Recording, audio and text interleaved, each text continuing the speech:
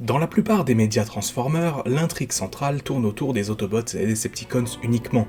En effet, la guerre civile cybertronienne est un événement majeur ayant rendu Cybertron inhabitable pendant des millénaires et coûté la vie à de nombreux habitants de cette dernière. Cependant, il existe des menaces bien plus grandes que Megatron et ses Decepticons, des menaces existentielles pour l'ensemble des Cybertroniens ou même pour des univers entiers. Et aujourd'hui, nous allons voir 4 d'entre elles. Vous connaissez sans doute certaines, mais d'autres, sans doute moins. Sur ce, sans plus attendre, allons-y.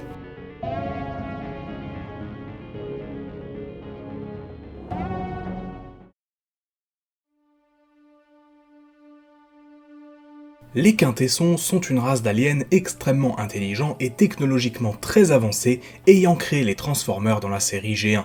On ne sait pas vraiment à quand remonte leur existence, mais ils semblent exister depuis suffisamment longtemps pour avoir bâti une civilisation intelligente, multiplanétaire, voyageant dans la galaxie pour asservir des peuples ou faire du commerce avec d'autres.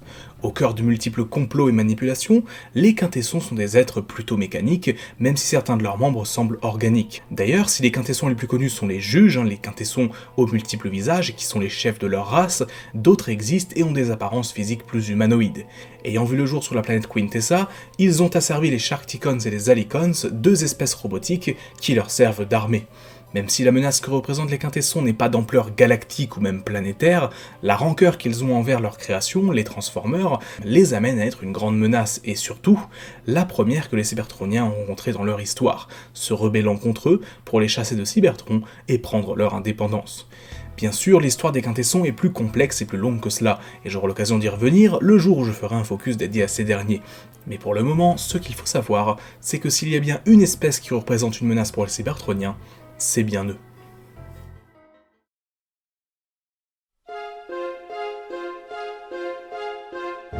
Pour le coup, là, on est sans doute sur le personnage auquel le plus de fans pensent quand on dit grande menace pour les Transformers. Unicron est une entité divine, le frère de Primus, qui, contrairement à ce dernier, cherche uniquement la destruction et le chaos, attaquant régulièrement Cybertron pour s'en prendre à son frère et à ses créations. Le lore autour du personnage a été sujet à pas mal de changements au fil du temps, et je vous invite à voir ou revoir mon focus sur ce dernier pour voir les multiples versions d'Unicron qui existent aujourd'hui. Mais malgré les différences de background, plusieurs éléments reviennent pratiquement à chaque fois.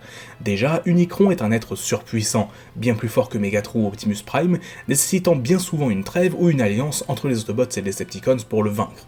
Ensuite, dans ses versions traditionnelles, c'est un robot de la taille d'une planète capable de détruire des mondes à la seule force de ses bras. Mais son existence n'est pas que physique, il existe aussi sur le plan astral, et son esprit existe toujours, peu importe les dégâts infligés à son corps. C'est pour cela qu'il est très difficile à vaincre, et que tout ce qu'on peut faire en général pour l'arrêter, c'est détruire son corps grâce au pouvoir d'un artefact tel que la Matrice, l'endormir ou encore l'emprisonner quelque part, notamment par exemple emprisonner son esprit, comme à la fin de Transformers Prime. Autre point, il est également capable de voyager entre les dimensions car pendant très longtemps, il était établi qu'une seule version d'Unicron existait à travers tout le multivers. Un élément resté vrai jusqu'au début des années 2010, lorsque les Transtech ont mis fin à l'existence de ce qu'on appelle les singularités multiverselles, les êtres qui justement n'existaient qu'en une seule version dans tout le multivers. Bref, je pourrais m'étendre longtemps sur Unicron, mais ce qu'il faut retenir, c'est que c'est l'ennemi ultime des Cybertroniens, ayant déjà été capable de détruire Cybertron et de décimer les rangs des armées d'Optimus Prime et de Megatron.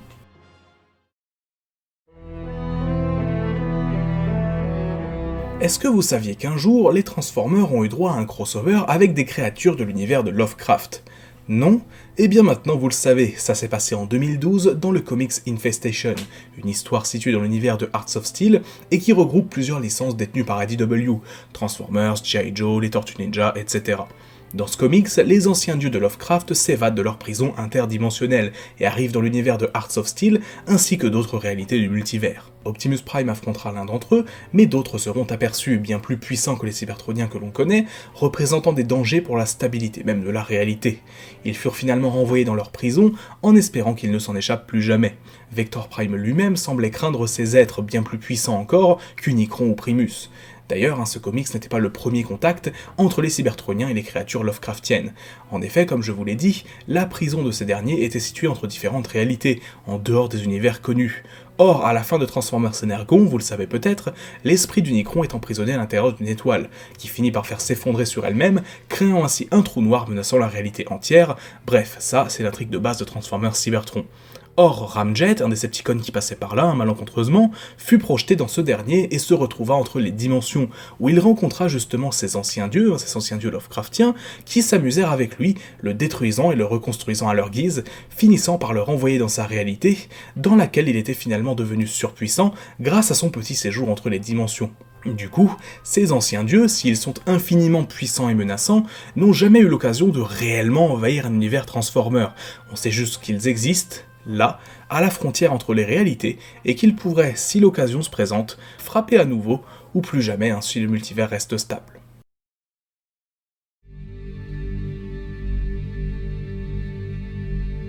Si vous avez suivi mes focus récents, et en particulier celui sur Sound Blaster, ce nom vous dit quelque chose. Hyterion est le nom donné à une créature qui régit la stabilité du multivers, inconnue de la plupart des Cybertroniens, mais qui est pourtant, et selon toute vraisemblance, l'être le plus puissant existant dans toute la licence Transformer. Hyterion est une créature difficilement descriptible, elle a l'air d'avoir vaguement une forme de serpent ou de gros monstre, bien qu'elle soit invisible aux yeux de la plupart des êtres vivants, Cybertroniens compris. Cette créature voyage à travers le multivers et dévore certains univers en proie à une certaine déstabilisation. Elle semble en effet apprécier le fait de dévorer des univers instables plutôt que des univers en parfait état de fonctionnement. Vector Prime et les Transtech, qui veillent sur le multivers tout entier, ont beau juger cette créature comme dangereuse et destructrice, ils ont aussi compris qu'elle avait un rôle à jouer dans l'équilibre de la réalité à l'intérieur du multivers. En effet, le fait qu'Hyterion ne dévore que des univers instables n'est pas un hasard. Il le fait car l'instabilité de ces derniers serait susceptible de déstabiliser le multivers tout entier, ce qui aurait des conséquences cataclysmiques. C'est pour ça, par exemple, que beaucoup d'univers ciblés sont ceux ayant vu une destruction majeure de la part d'Unicron, la disparition de certains êtres importants, etc. etc. On sait qu'il a notamment dévoré certains univers alternatifs de la G1 et de la trilogie d'Unicron, et que sa rencontre avec Logos Prime, un des rares cybertroniens à l'avoir rencontré, a rendu ce dernier fou, au point de vouloir abandonner ses pouvoirs divins.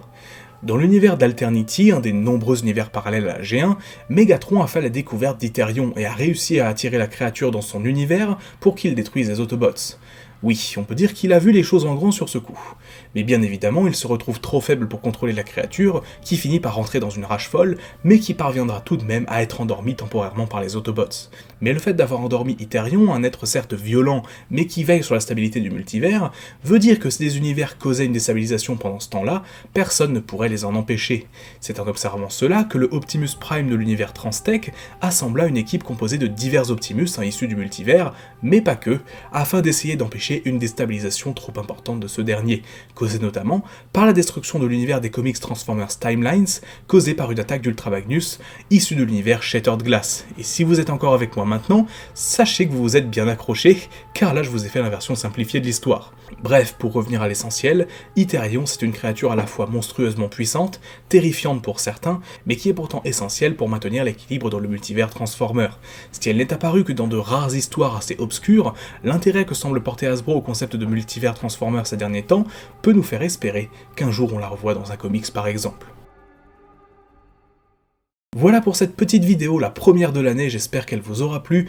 N'hésitez pas à me dire en commentaire ce que vous en avez pensé, et dites-moi par exemple si revoir Hyterion ou les anciens dieux de Lovecraft dans l'univers Transformer vous ferait envie dans les années à venir, que ce soit en comics, en série, etc.